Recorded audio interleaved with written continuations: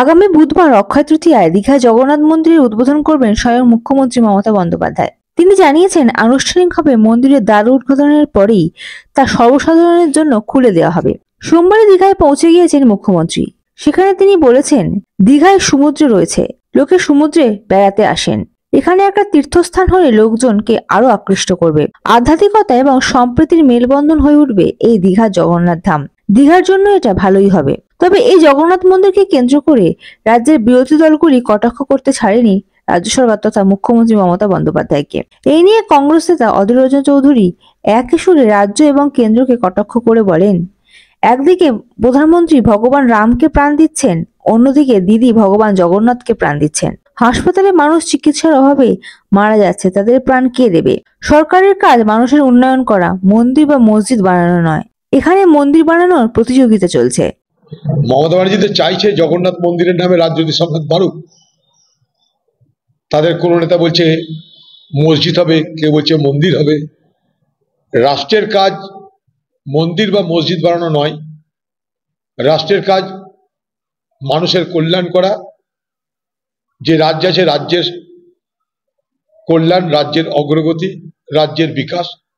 কেন্দ্রেরও কাজ একইভাবে রাষ্ট্রের বিকাশ, রাষ্ট্রের অগ্রগতি, রাষ্ট্রের উন্নতি।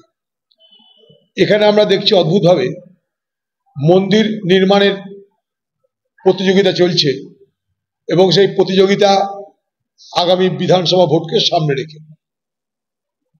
এর আগে দেখলাম লোকসভা নির্বাচনের সময় ঘটা করে রাম মন্দির উদ্বোধন করা হলো। একটা দেশের প্রধানমন্ত্রী প্রাণ দিচ্ছে দেবতার, তার নাম ভগবান রাম। এখানে বাংলার মুখ্যমন্ত্রী সে বলছে আমিও পারি।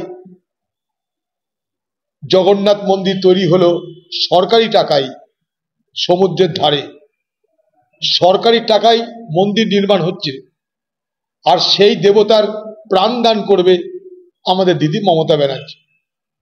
মোদি আর মমতার মধ্যে এখন মন্দির নির্মাণ নিয়ে তু তু মাই মাই চলবে। এ বলবে আমি রাম মন্দির করলাম, এ বলবে আমি জগন্নাথ মন্দির করলাম।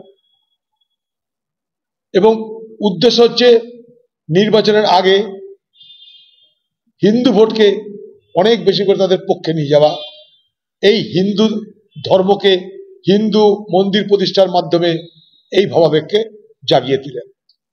এটা কোনো রাজ্যের সরকারের বা রাষ্ট্রের কাজ হতে পারে বলে আমরা মনে করি না।